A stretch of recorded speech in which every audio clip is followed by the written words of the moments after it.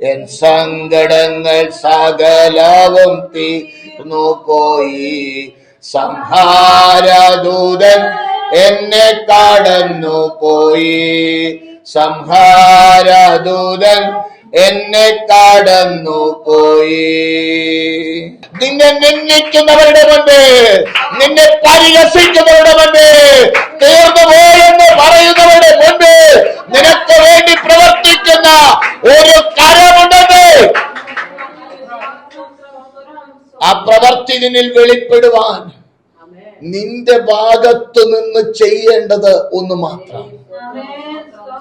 പൂർണ്ണ മനസ്സോടെ ദൈവസന്നിധിയിൽ നിന്നെ സമർപ്പിക്കണം. നിന്റെ ഭാഗത്തു നിന്ന് ചെയ്യേണ്ടത് നീ ചെയ്താൽ, ദൈവത്തിന്റെ ഭാഗത്ത് നിന്ന് ചെയ്യേണ്ടത് ദൈവം ചെയ്യും. ലാസറിന്റെ കല്ലറവാതിൽക്കൽ വെച്ചിരുന്ന കല്ല് നീക്കിയപ്പോൾ ഹല്ലേലൂയ, ദൈവത്തിന്റെ പ്രവൃത്തിയുടെ മഹത്വം കല്ലറക്കകത്ത് വെളിപ്പെട്ട് ലാസർ ജീവനുള്ളവനായി വെളിയിൽ വന്നെങ്കിൽ ഇന്ന് പകല് ദൈവാത്മാവിൽ വിളിച്ചു പറയാ, ദൈവപ്രവൃത്തിക്ക് തടസ്സമായി നീ കല്ലുകൾ എടുത്തു വെക്കരുത്. പൈശാചികൻ ഒരുക്കുന്ന കെണിക്കകത്ത് നീ പെട്ടുപോകരുത്. കർത്താവിന്റെ വിലയേറിയ നാമം ഈ പകൽ വാഴ്ത്തപ്പെടുമാറാകട്ടെ. വീണ്ടും ഒരിക്കൽ കൂടെ ദൈവസന്നിധിയിൽ ആരാധിപ്പാൻ, ദൈവത്തെ മഹത്വപ്പെടുത്തുവാൻ സ്വർഗത്തിലെ ദൈവം നമ്മെ സഹായിച്ചു കൊണ്ടിരിക്കുന്ന ദൈവകൃപയ്ക്കായിട്ട് സ്തോത്രം ചെയ്യുകയാണ്. അനുഗ്രഹിക്കപ്പെട്ടതായ സങ്കീർത്തന ഭാഗമാണ് 119 സങ്കീർത്തനം. ഇതിന്റെ ഓരോ ഭാഗങ്ങൾ നമ്മൾ വായിക്കുകയും ധ്യാനിക്കുകയും ചെയ്യുമ്പോൾ ഇത് നമ്മുടെ ജീവിതത്തിൽ അനുഗ്രഹമാകുവാൻ സ്വർഗത്തിലെ ദൈവം സഹായിക്കട്ടെ. അതിന്റെ 18 വാക്യത്തിൽ പറയുന്നു, നിന്റെ ന്യായപ്രമാണത്തിലെ അത്ഭുതങ്ങളെ കാണേണ്ടതിന് എൻ്റെ കണ്ണുകളെ തുറക്കണമേ. ദൈവം ചെയ്തതായ പ്രവൃത്തികളെ കുറിച്ച് കാണണമെങ്കിൽ ഒരു ഹൃദയദൃഷ്ടി പ്രകാശിച്ചാൽ മാത്രമേ കഴിയുകയുള്ളൂ. അത്ഭുതം ചെയ്യുന്ന ദൈവമാണോ നമ്മുടെ ദൈവം? 100% അതെ.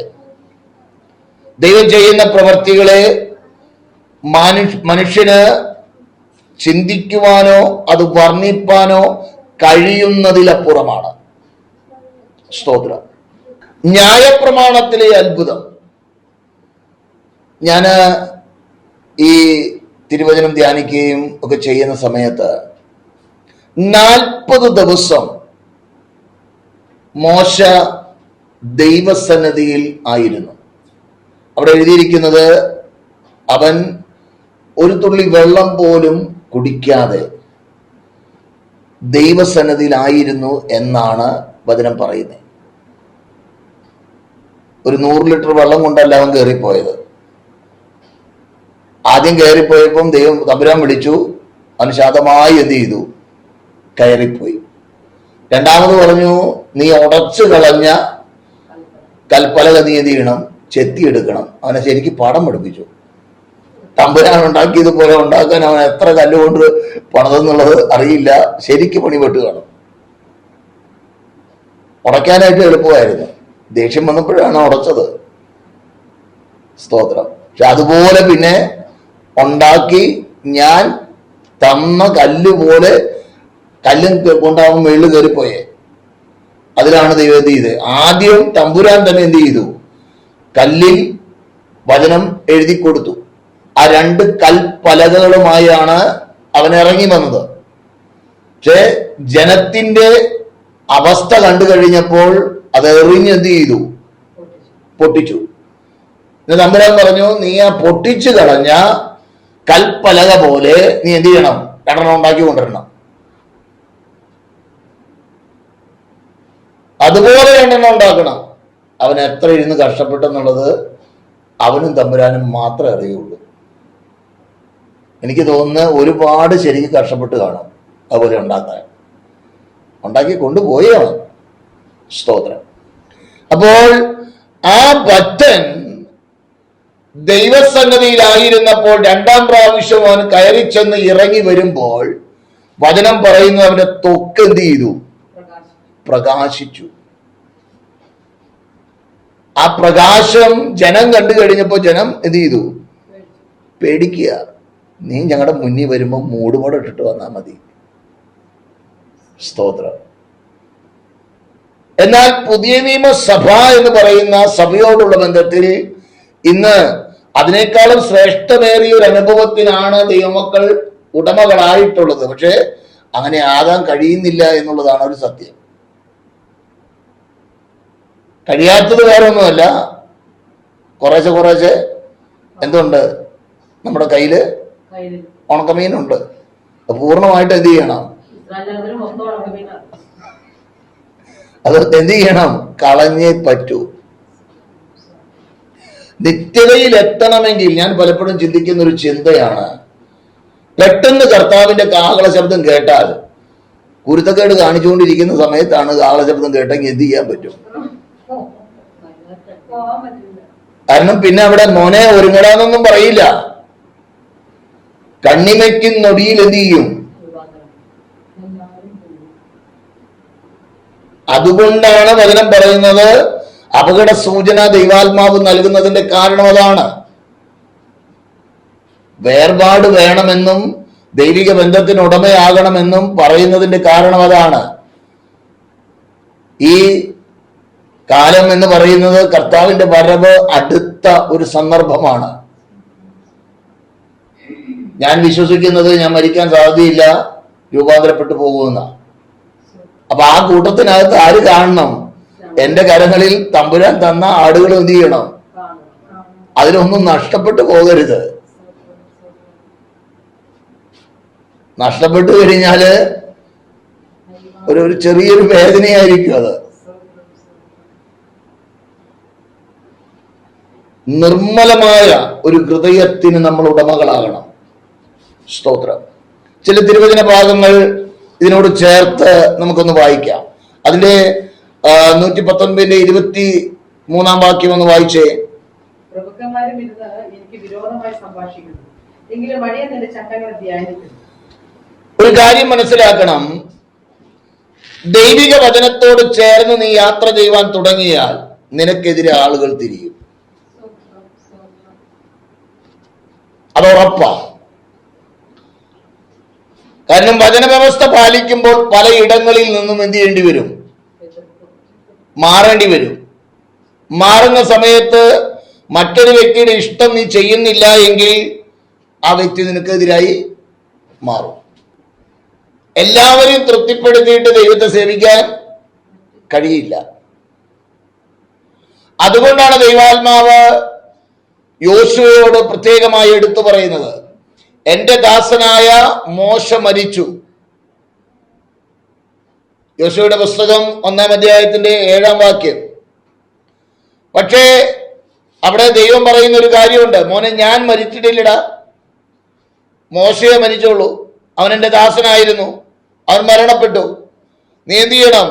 അവൻ നിനക്ക് നൽകിയ പ്രമാണം, ഞാൻ അവന് പകർന്നു കൊടുത്തതായ പ്രമാണം അനുസരിച്ച് നടക്കേണ്ടതിന് നല്ല ഉറപ്പും ധൈര്യമുള്ളവനായി മാത്രം ഇരിക്കണം. എന്തിനു വേണ്ടിയാ ഈ വചനം അനുസരിക്കേണ്ടത്? അതുകൊണ്ട് എന്താണ് നേട്ടം? താഴെ പറയുന്നു, നീ ചെല്ലുന്ന ഇടത്തൊക്കെ നീ ശുഭമായിരിക്കേണ്ടതിന്. അത് വിട്ട് ഇടത്തോട്ടോ വലത്തോട്ടോ മാറരുത്. സ്തോത്രം. വചനം പ്രമാണിക്കുന്ന ഒരു ദൈവവൈതലിനോടുള്ള ബന്ധത്തിൽ ഒരുപക്ഷെ നിന്നെ സ്നേഹിക്കുന്നവർ നിനക്കെതിരാകാം. എന്നാൽ നീ പോകുന്ന യാത്രയിൽ, നീ ചെന്ന് നിൽക്കുന്ന ഇടത്ത് ഒരു ദൈവ സാന്നിധ്യം വെളിപ്പെടുമ്പോൾ മറ്റുള്ളവർ നിന്നെ ഭയക്കുന്ന, മറ്റുള്ളവർ നിന്നോട് സ്നേഹഭാവം കാണിക്കുന്ന, അറിയുന്നവർ എതിർക്കും, അറിയാത്തവർ നിന്നോട് ചേർന്ന് നിനക്ക് വേണ്ടി നിൽക്കുന്ന ഒരു അനുഭവത്തിന് ഉടമകളാക്കി മാറ്റുന്ന ഒരു ദൈവ സാന്നിധ്യമുണ്ടെന്നാണ് വചനം പറയുന്നത്. ചെല്ലുന്ന ഇടത്ത്, നീ യാത്ര ചെയ്യുന്ന ഇടങ്ങളിൽ ഒരു ശുഭതയുണ്ടാകുവാൻ, ഒരു അനുഗ്രഹം ഉണ്ടാകുവാൻ, ദൈവപ്രവൃത്തി വെളിപ്പെടുവാൻ, ദൈവ സാന്നിധ്യം വെളിപ്പെടുവാൻ വചനം വിട്ട് ഇടത്തോട്ടോ വലത്തോട്ടോ മാറാതെ ദൈവകൃപയിൽ നിൽക്കുന്ന ദൈവവൈതലേ, നീ ആരുടെയും മുന്നിൽ ലജ്ജിച്ച് പോവേണ്ടി വരില്ല എന്ന് മാറ്റമില്ലാത്ത വചനം വിളിച്ചു പറയുകയാ. പ്രഭുക്കന്മാർ ഇരുന്ന് നിനക്ക് വിരോധമായി സംഭാഷിക്കുന്നു. പക്ഷേ സങ്കീർത്തനക്കാരൻ പറയുകയാണ്, എങ്കിലും അടിയൻ നിന്റെ ചട്ടങ്ങളെ ധ്യാനിക്കുന്നു. ഞാൻ നേരത്തെ പറഞ്ഞല്ലോ, നമ്മൾ വെടിപൊട്ടിക്കുന്ന പോലെ ഇങ്ങനെ എന്ന് പറഞ്ഞ് പൊട്ടിച്ചിട്ടേച്ച് പോവുക. കർത്താവിനോട് ചേർന്നിരിപ്പാൻ അല്പം മനസ്സുണ്ടാകണം. ദൈവവചനം, കർത്താവ് ഇപ്പൊ നമ്മൾ വായിച്ചതായ വചനം നേരത്തെ വായിച്ചല്ലോ, ആ വചനം ഭ്രമിച്ചു നോക്കേണ്ട, ഞാൻ നിന്റെ ദൈവമാണ്. അപ്പൊ ദൈവം എന്തൊക്കെ ചെയ്യും? അത് വചനത്തിൽ പറയുന്നത് ശരി തന്നെ. ദൈവം എന്തൊക്കെ ചെയ്യും? ഇല്ലാത്ത ഒന്നിനെ ഉള്ളതിനെ പോലെ വിളിച്ചു വരുത്തുവാൻ കഴിവുള്ളവനാണ്. അപ്പോൾ അങ്ങനെയെങ്കിൽ നമ്മുടെ ജീവിതത്തിലെ കുറവുകൾ, നമ്മുടെ ജീവിതത്തിലെ ആവശ്യങ്ങൾ, നമ്മുടെ ജീവിതത്തിലെ വേദനകൾ, നമ്മുടെ ജീവിതത്തിലുള്ള ബുദ്ധിമുട്ടുകൾ, പ്രതിസന്ധികൾ മാറ്റി തരുവാൻ ആർക്ക് കഴിയോ? ദൈവത്തിന് കഴിയോ. ഞാൻ നിന്റെ ദൈവമാ. ആ ബന്ധമുണ്ടെങ്കിൽ ഹല്ലേലൂയ, മറ്റുള്ളവർ വിധി കൽപ്പിക്കട്ടെ. വിധിയെ തിരുത്തി എഴുതുവാൻ കഴിവുള്ള ഒരു ഉടമസ്ഥൻ നിന്നോടുകൂടെ ഉണ്ടെന്ന് വചനം പറയുന്നെങ്കിൽ ആ വചനത്തിന്റെ ശക്തി ആശ്രയിക്കുന്ന ദൈവമേ നിനക്ക് വേണ്ടി വെളിപ്പെടുത്തുവാൻ ദൈവം മതിയായവനാ.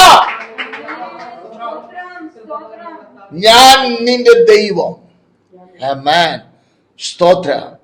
അപ്പോൾ ആ വചനത്തോട് ചേർന്ന് അങ്ങനെ ഒരു ചിന്താമണ്ഡലത്തിലേക്ക് അങ്ങ് കയറിയാൽ അപ്പൊ ഇന്ന വിഷയത്തിന് പരിഹാരം തരാൻ ആർക്ക് കഴിയും? ദൈവത്തിന് കഴിയും. അത് കഴിയുമെന്ന് ചിന്ത ഉള്ളിൽ ഭരിക്കുമ്പോൾ നമ്മൾ പ്രയാസപ്പെട്ടിരിക്കുകയായിരിക്കും. ആ പ്രയാസം എന്ത് ചെയ്യും? പതുക്കെ അങ്ങ് മാറും. ആമേൻ. വേദനപ്പെട്ടിരിക്കുകയായിരിക്കാം. ആ വേദന എന്ത് ചെയ്യും? അതങ്ങ് മാറിപ്പോകും. അപ്പോൾ ദൈവത്തെ കൊണ്ട് കഴിയാത്തത് ഒന്നുമില്ല എന്ന് പറയുമ്പോൾ തന്നെ ആ ദൈവത്തിന്റെ പ്രവൃത്തിയെ കുറിച്ച് എന്ത് ചെയ്യണം? നിന്റെ ഹൃദയത്തിനകത്തൊന്ന് ധ്യാനിക്കണം. ഹല്ലേലൂയ. ദൈവത്തിന് എന്തെങ്കിലും കഴിവില്ലാത്തതുണ്ടോ? ദൈവത്തെ കൊണ്ട് അസാധ്യം എന്തെങ്കിലും ഉണ്ടോ? ഒന്നുമില്ലെന്നാണ് വചനം പറയുന്നത്. ആ ദൈവത്തിൽ ആശ്രയിക്കുന്ന തൻ മക്കൾക്ക് വേണ്ടി പ്രവർത്തിക്കുന്ന ഒരു ദൈവമാണെന്ന് നാം സേവിക്കുന്ന ദൈവം. ഹല്ലേലൂയ.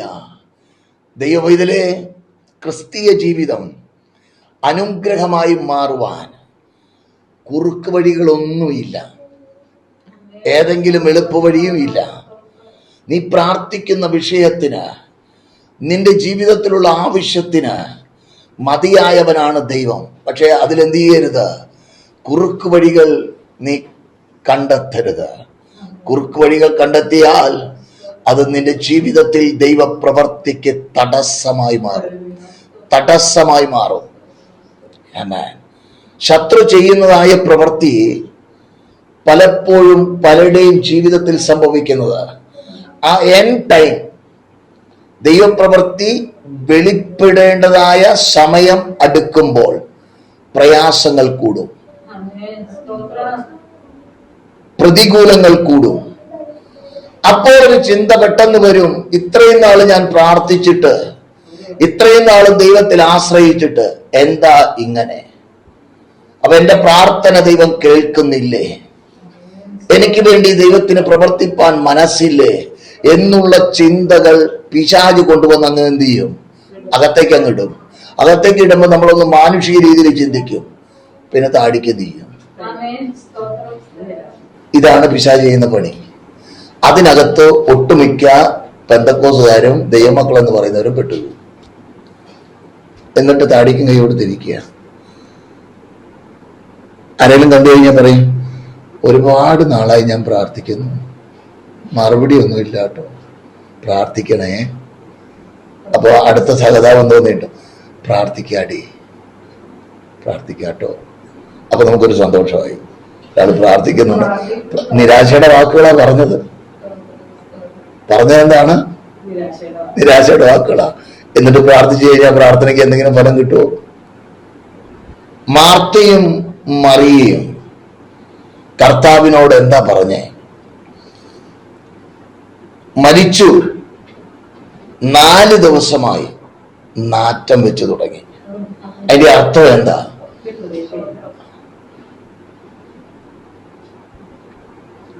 ഇതാ പലപ്പോഴും നമ്മൾ പറയുന്നേ, നമ്മുടെ വിഷയം നാറ്റം വെച്ച് കിടക്കുക, ഇനി എന്തില്ല, രക്ഷ. തമ്പുരാൻ പറയുന്ന ഒറ്റ കാര്യമുള്ളൂ, നീ വെച്ച കല്ലങ്ങ് മാറ്റ്,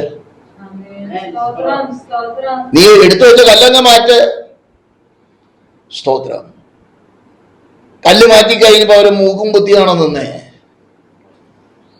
നാറ്റം കൊണ്ട് ഓടിപ്പോയോ? ആരും പോയില്ല, ആരും പോയതായിട്ട് വചനം എഴുതിയിട്ടില്ല. സ്തോത്രം. ദൈവം എന്തു പറയുന്നു അതനുസരിക്കുവാൻ മനസ്സ് നമുക്കുണ്ടാകണം. അവിടെ കർത്താവ് പറഞ്ഞ ഒറ്റ കാര്യമുള്ളൂ, വിശ്വസിച്ചാൽ നീ ദൈവത്തിന്റെ മഹത്വം കാണും. വിശ്വസിച്ചാൽ, വിശ്വസിക്കാൻ മനസ്സുണ്ടാകണം. മഹത്വം വെളിപ്പെടുത്താൻ ഉടമസ്ഥൻ മതിയായവനാ. ദൈവം ചെയ്യും, പ്രവർത്തിക്കും, അതിൽ സംശയമൊന്നുമില്ല. പക്ഷെ ആ പ്രവൃത്തി കാണാൻ നിന്റെ ജീവിതത്തിൽ ദൈവവചനമനുസരിച്ച് സമർപ്പിച്ച് കർത്താവ് പറയുന്നത് അനുസരിക്കാൻ ഒരു മനസ്സുണ്ടാകണം. അത്ര മാത്രമേ ദൈവം നമ്മിൽ നിന്ന് ആഗ്രഹിക്കുന്നുള്ളൂ. അനുസരിക്കാൻ തയ്യാറെങ്കിൽ പ്രവർത്തിപ്പാൻ നാം സേവിക്കുന്ന ദൈവം മതിയായവനാ. സ്തോത്രം. ഇവിടെ അപ്പോസ്തലൻ പറയുന്ന ചില വാക്കുകളുണ്ട്. 2 തിമോഥെയോസിന്റെ ലേഖനം 3-ാം അധ്യായത്തിന്റെ 10 മുതൽ 12 വരെയുള്ള വാക്യങ്ങളിൽ പൗലോസ് അപ്പോസ്തലൻ പറയുന്ന വാക്കുകൾ, നീയോ, തിമോഥെയോസിനോട് പറയുന്നതാണ്, എന്റെ ഉപദേശം, നടപ്പ്, ഉദ്ദേശം, വിശ്വാസം, ദീർഘക്ഷമ, സ്നേഹം, സഹിഷ്ണുത എന്നിവയും. അവനോട് പറയുകയാണ്, മോനെ നീ എന്തൊക്കെ ചെയ്യണം എന്നവനോട് പറയുകയാണ്. ദൈവവചനം അനുസരിക്കുമ്പോൾ എന്ത് നമ്മുടെ ജീവിതത്തിൽ ഉണ്ടാകണം? 1, ഉപദേശം അനുസരിച്ച് എന്ത് ചെയ്യണം? നടക്കണം. അതിന്റെ പുറകിലുള്ള ഉദ്ദേശം, വിശ്വാസം, ദീർഘക്ഷമ, സ്നേഹം, സഹിഷ്ണുത. 7 കൂട്ടം കാര്യങ്ങളാണ് അവിടെ പറയുന്നത്. 7 എന്ന സംഖ്യ ദൈവിക പൂർണ്ണതയെ കാണിക്കുന്നതാണ്. സ്തോത്രം. എന്നിട്ട് പറയുകയാണ് അടുത്ത വാക്യത്തിൽ, സംഭവിച്ച ഉപദ്രവവും കഷ്ടാനുഭവവും കണ്ടറിഞ്ഞിരിക്കുന്നു. ഞാൻ എന്തെല്ലാം ഉപദ്രവം സഹിച്ചു അതിലെല്ലാറ്റിനും കർത്താവിനെ വിടുവിച്ചു. അപ്പൊ ഏതെല്ലാം നിലയിൽ ശത്രു അവനെ ഇല്ലാതെയാക്കുവാൻ ശ്രമം നടത്തിയാലും അവസാനം അവൻ കുറിക്കുകയാണ്, മോനെ ഇതൊക്കെ ഉണ്ടായി സത്യമാണ്, എന്നാൽ അവ എല്ലാറ്റിൽ നിന്നും, അതിലെ എല്ലാറ്റിൽ നിന്നും കർത്താവ് എന്നെ വിടുവിച്ചു. സ്തോത്രം. ആമേൻ. എന്നിട്ട് പറയുകയാണ്, എന്നാൽ ക്രിസ്തുയേശുവിൽ ഭക്തിയോടെ ജീവിപ്പാൻ മനസ്സുള്ളവർക്ക് എല്ലാം ഉപദ്രവമുണ്ടാകും. നീ നന്നായി ഒന്ന് ആരാധിച്ച് പുറത്തേക്ക് ഇറങ്ങ്, ഉടനെ പറയും, ഓ നിന്റെ ഒരു ആരാധന. അത് കേൾക്കുമ്പോൾ നമ്മുടെ മനസ്സെന്ത് ചെയ്യും? ഒന്ന് വേദനിക്കും. 2 പ്രാവശ്യം കൂടെ പറഞ്ഞു കഴിയുമ്പോൾ തിരിഞ്ഞു നിന്ന് എന്ത് ചെയ്യും? 2 കാര്യം നമ്മളും പറയും. അപ്പൊ അതുവരെ കോരിയ വെള്ളം കൂടെ എന്ത് ചെയ്തു? ഒഴുകി പോയല്ല, ഉടച്ചു കളഞ്ഞു. പിന്നെ ഞായറാഴ്ച വരണം. പലപ്പോഴും ഇതാണ് പിശാചിന്റെ തന്ത്രം. ആത്മാവിൽ ബലപ്പെട്ട് സന്തോഷത്തോടുകൂടെ സഭയിൽ നിന്ന് പുറത്തിറങ്ങുമ്പം ഒരു ഉന്തും ഒരു തള്ളും. ശത്രു ആരാണ്? നമ്മൾ ദൈവകൃപയിൽ നിലനിന്നു പോകരുതെന്നാണ് അവന്റെ ആഗ്രഹം. കാരണം നിലനിന്നു കഴിഞ്ഞാൽ നമ്മൾ എന്ത് ചെയ്യും? ദൈവിക വിടുതൽ അനുഭവിക്കും, ദൈവിക അനുഗ്രഹം പ്രാപിക്കും. ഇത് പറഞ്ഞപ്പോ ഞാൻ ഒരിടത്ത് നടന്ന സംഭവം, പാലക്കാട് ഒരു മീറ്റിങ്ങിന് പോയിട്ട് പ്രാർത്ഥന കഴിഞ്ഞിട്ട് പകലത്തെ സെഷനിൽ ആർക്കും പ്രാർത്ഥിക്കണ്ടായിരുന്നു. രാത്രിയായപ്പം പ്രാർത്ഥിക്കാൻ എല്ലാവരും ക്യൂ ആ. അപ്പം ഓരോരുത്തർക്ക് വേണ്ടി പ്രാർത്ഥിക്കുക. അപ്പൊ ഒരു കുടുംബത്തിന് വേണ്ടി പ്രാർത്ഥിച്ചു കഴിഞ്ഞപ്പം പാസ്റ്റർ ഒരു എണ്ണക്കുപ്പി കൊണ്ടുവന്നു. ഇതൊന്ന് പ്രാർത്ഥിച്ചു കൊടുക്കാൻ പറഞ്ഞു. ഞാൻ ചോദിച്ചത് ആർക്കാ? ആ സഹോദരിക്ക് വേണ്ടിയാ. എന്തിനു വേണ്ടിയാ എണ്ണ പ്രാർത്ഥിച്ചു കൊടുക്കുന്നത്? പുള്ളിക്കാരത്തേക്ക് തലവേദനയുണ്ട്, അത് എണ്ണ പുരട്ടി കഴിഞ്ഞാൽ കുറച്ച് ആശ്വാസമുണ്ട്. ഞാൻ സഹോദരി അങ്ങോട്ട് വിളിച്ചു. നിങ്ങൾക്ക് ദൈവിക വിടുതൽ വേണമെന്ന് ആഗ്രഹമുണ്ടോ? ഉണ്ട്. സമയമുണ്ടോ നിൽക്കാൻ? ഉണ്ട്. അന്നങ്ങ് ഇങ്ങ് വരാൻ പറഞ്ഞു. ദൈവാത്മാവ് പറഞ്ഞ 2 കാര്യം പുള്ളിക്കാരിയോട് പറഞ്ഞു. ദൈവത്തിന് സമർപ്പിക്കാൻ പറഞ്ഞു. സമർപ്പിച്ചു കഴിഞ്ഞപ്പോൾ ആട്ടം തുടങ്ങി.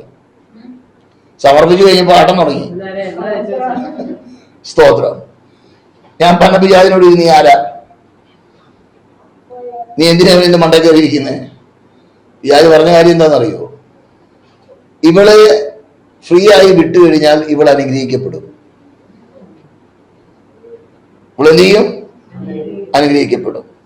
മാത്രമല്ല, ഇവളുടെ പ്രാർത്ഥനയിൽ പലരും വിടുവിക്കപ്പെടും.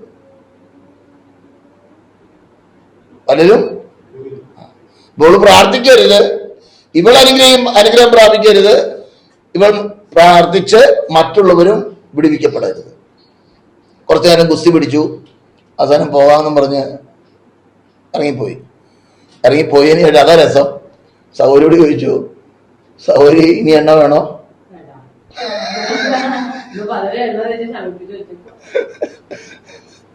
ഇനി എണ്ണ വേണോ? വേണ്ട വാസം, അത് പോയെന്ന്. എങ്ങനെയുണ്ട്? ആശ്വാസത്തിന് വേണ്ടിയല്ല, വിടുതലിന് വേണ്ടിയാണ്. ഇന്ന് പലർക്കും എന്ത് മതി? ആശ്വാസം മതി, വിടുതൽ വേണ്ട. കാരണം വിടുതൽ കിട്ടിക്കഴിഞ്ഞാൽ പിന്നെ എണ്ണയുടെ ആവശ്യമില്ല. പക്ഷെ വിടുതൽ കിട്ടണമെങ്കിൽ എന്ത് ചെയ്യണം? ദൈവസന്നിധിയിൽ സമർപ്പിക്കണം, വിശുദ്ധ ജീവിതം നയിക്കണം. ദൈവസന്നിധിയിൽ ഒരു ദൈവ പൈതൽ തന്നെ പൂർണ്ണമായി സമർപ്പിക്കാൻ തയ്യാറായാൽ ദൈവത്തിന്റെ പ്രവൃത്തി എന്ത് ചെയ്യും?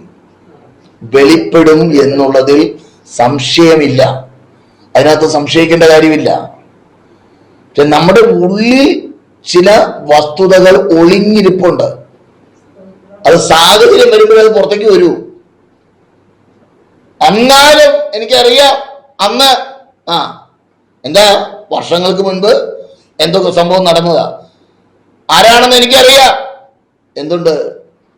മറന്നു കളഞ്ഞു എന്നൊക്കെ പറഞ്ഞുകൊണ്ട് നടക്കുകയാണ്. പക്ഷെ ആ സാഹചര്യം വന്നു കഴിഞ്ഞപ്പോൾ എന്ത് ചെയ്തു? ടപ്പേന്ന് പറഞ്ഞത് പൊന്തി വന്നു. അതിനൊരു കാര്യം മനസ്സിലാക്കിയാൽ മതി. നിങ്ങളുടെ ശരീരങ്ങളെ ജീവനും വിശുദ്ധിയും ദൈവത്തിന് പ്രസാദവുമുള്ള യാഗമായി സമർപ്പിച്ചാൽ പിന്നെ ആ യാഗവസ്തു ആരുടേതാ? പിന്നെ ആ യാഗവസ്തുവിൽ പ്രസാദിക്കുക എന്നുള്ളത് ആരുടെ ഉത്തരവാദിത്തമാണ്? ദൈവം തന്റെ മഹത്വം ആർക്കെങ്കിലും വിട്ടുകൊടുക്കുവോ? നമ്മൾ ഈ കാര്യം മനസ്സിലാക്കണം. ദൈവം തന്റെ മഹത്വം തന്നിൽ ആശ്രയിക്കുന്ന തന്റെ മക്കളെ മറ്റുള്ളവരുടെ മുന്നിൽ പരസ്യകോലമാക്കാൻ അനുവദിക്കില്ല. കുറവുകളെ ഏറ്റുപറഞ്ഞ് ദൈവങ്ങളിലേക്ക് നിന്നെ ഏൽപ്പിച്ചു കൊടുത്താൽ ബലമുള്ള കരം കൊണ്ട് നിന്നെ പൊക്കിയെടുക്കുന്ന ഒരു ദൈവമാണ് അവൻ സേവിക്കുന്ന ദൈവം. കുറവുകളെ ന്യായീകരിക്കരുത്. ഏറ്റുപറഞ്ഞുപേക്ഷിക്കാൻ തയ്യാറായാൽ ആ ബലമുള്ള കരം കൊണ്ട് താങ്ങി നിർത്തുന്ന ഒരു ദൈവ സാന്നിധ്യമുണ്ട്. ഒരുപക്ഷെ ലോകർ നിന്നെ നിന്ദിക്കാം, ഒരുപക്ഷെ ലോകർ നീ തീർന്നു പോയെന്ന് പറയാം, ഇനി നിനക്ക് രക്ഷയില്ലെന്ന് പറയാം. എന്നാൽ ദൈവസന്നിധിയിൽ ദൈവപാദപീഠത്തിൽ ആശ്രയം വെക്കുന്ന ദൈവവൈതലേ, നിന്നെ തകർക്കുവാൻ, നിന്നെ ഇല്ലാതെയാക്കുവാൻ, നിന്നെ മുടിച്ചു കളയുവാൻ ഒരു ശക്തിക്കും കഴിയില്ല. കാരണം നീ ദൈവത്തിന്റെ വകയാ, ദൈവത്തിന് നീ വിലപ്പെട്ടതാ. സ്തോത്രം, ഹല്ലേലൂയ. അതിന്റെ മുൻപിൽ നിൽപ്പാൻ വേണ്ടതായ ദൈവകൃപ പകരുവാൻ നാം സേവിക്കുന്ന ദൈവം വിശ്വസ്തനാണെന്ന്, വാക്ക് പറഞ്ഞാൽ മാറാത്തവനെന്ന് ഒരു ബോധ്യം ഹൃദയത്തിനകത്തുണ്ടാകട്ടെ. അന്ധകാര ശക്തി അതിന്റെ പ്രാഥമിക താകരത്തെ അവകാശം പറയുന്ന ദുഃഖപീശാചെ വഴിമാറുവാൻ, വിട്ടുപോകുവാൻ നിന്നോട് ഇന്ന് പകൽ കൽപ്പിക്കുകയാണ്.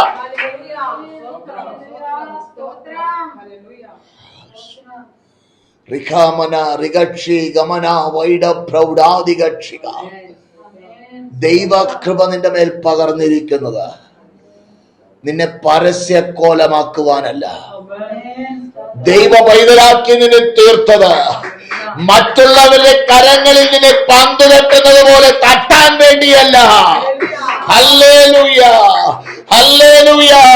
നിന്നെ നിന്ദിക്കുന്നവരുടെ മുൻപേ, നിന്നെ പരിഹസിക്കുന്നവരുടെ മുൻപേ, തീർന്നു പോയെന്ന് പറയുന്നവരുടെ മുൻപേ നിനക്ക് വേണ്ടി പ്രവർത്തിക്കുന്ന ഒരു കരമുണ്ടെന്ന് ആ പ്രവർത്തി നിന്നിൽ വെളിപ്പെടുവാൻ നിന്റെ ഭാഗത്തു നിന്ന് ചെയ്യേണ്ടത് ഒന്ന് മാത്രം. പൂർണ്ണ മനസ്സോടെ ദൈവസന്നിധിയിൽ നിന്നെ സമർപ്പിക്കണം. നിന്റെ ഭാഗത്തു നിന്ന് ചെയ്യേണ്ടത് നീ ചെയ്താൽ ദൈവത്തിന്റെ ഭാഗത്ത് നിന്ന് ചെയ്യേണ്ടത് ദൈവം ചെയ്യും. ലാസറിന്റെ കല്ലറവാതിൽക്കൽ വെച്ചിരുന്ന കല്ല് നീക്കിയപ്പോൾ ഹല്ലേലൂയ, ദൈവത്തിന്റെ പ്രവൃത്തിയുടെ മഹത്വം കല്ലറക്കകത്ത് വെളിപ്പെട്ട് ലാസർ ജീവനുള്ളവനായി വെളിയിൽ വന്നെങ്കിൽ ഇന്ന് പകല് ദൈവാത്മാവിൽ വിളിച്ചു പറയാ, ദൈവപ്രവൃത്തിക്ക് തടസ്സമായി നീ കല്ലുകൾ എടുത്തു വെക്കരുത്. പൈശാചികൻ ഒരുക്കുന്ന കെണിക്കകത്ത് നീ പെട്ടുപോകരുത്. പെട്ടുപോയാൽ നീ കിടന്ന് വലഞ്ഞ് ഇല്ലാതെയാകും. എന്നിട്ട് ദൈവത്തെ കുറ്റം പറഞ്ഞിട്ട് കാര്യമില്ല. കുഞ്ഞേ, നീ കല്ലെടുത്ത് വെച്ചെങ്കിൽ കല്ല് മാറ്റ്. പ്രവൃത്തി വെളിപ്പെടുത്തുവാൻ ദൈവം മതിയായവനാ. യേശു ക്രിസ്തുവിന്റെ അധികാരമുള്ള നാമത്തിൽ ഇന്ന് പകൽ ജയം പ്രഖ്യാപിക്കുകയാ. നിന്നെ ഒരിടത്ത് നിർത്തിയതാ നിന്റെ തല കുനിക്കാൻ വേണ്ടിയല്ല, നിവർന്നു നിൽക്കാൻ വേണ്ടിയാ. ഒരുപക്ഷെ നിന്റെ കരത്തിൽ സമ്പത്തില്ലായിരിക്കാം, എന്നാൽ നിന്റെ കൂടെ എന്റെ ദൈവത്തിന്റെ സാന്നിധ്യമുണ്ടെങ്കിൽ എന്റെ ദൈവത്തിന്റെ പ്രവൃത്തി നിന്നിലൂടെ വെളിപ്പെടുത്തുവാൻ അവൻ മതിയായവൻ തന്നെ.